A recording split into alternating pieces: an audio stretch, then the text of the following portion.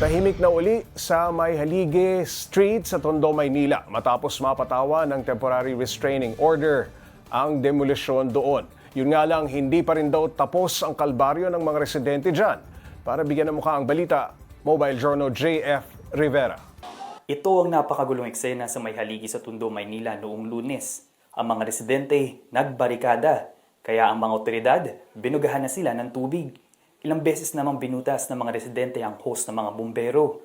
Pagkatapos, nagkagulo naman ng biglang mabalot ng puting usok sa lugar. Sa huli, hindi rin natuloy ang pagdemolish sa mga bahay sa Mayhaligi sa Tondo. Kaya naman, sa pagtatapos ng linggong ito, binisitaw sila para alamin ang kanilang sitwasyon. Back to normal na nga talaga. Yun nga lang, may 20 days lang daw ang mga residente rito para lisanin ang makabahay nila. Tanong ni Nanay Linda, paano yan? Binana pa niya ang lupang kinatitirikan ng bahay niya rito. Laki pa, paano mo iiwanan itong lugar na to? Dito na kami halos pinanganak. Dito na kami nagsama-sama ng mga kapatid ko. Kaya itong lugar na to hindi namin plastic iiwanan. Lalaban kami.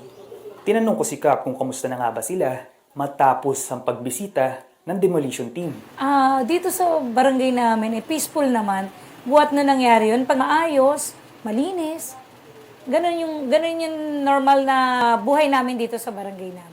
Pero nung tinanong ko na ang patungkol sa TRO, ayaw na niyang sumagot. Heto na lang ang paalala niya sa mga kabarangay. Ngayon, syempre, may pinagbigyan kami ng 20 days. Kausapin lang natin ng maayos kung sino yung dapat natin kausapin. Huwag maging bayolente kasi nakakatakot magkakaroon ng sakitan. Hindi natin kukuhanin sa pwersahan. Tumanggi munang magpa-unlock ng interview ang presidente ng Mayhaligi Neighborhood Association. Basta sa ngayon, hanggat maaari raw, ay ipaglalaban nila ang kanilang lugar. Mobile Journal JF Rivera po, hatid ang mukha ng balita.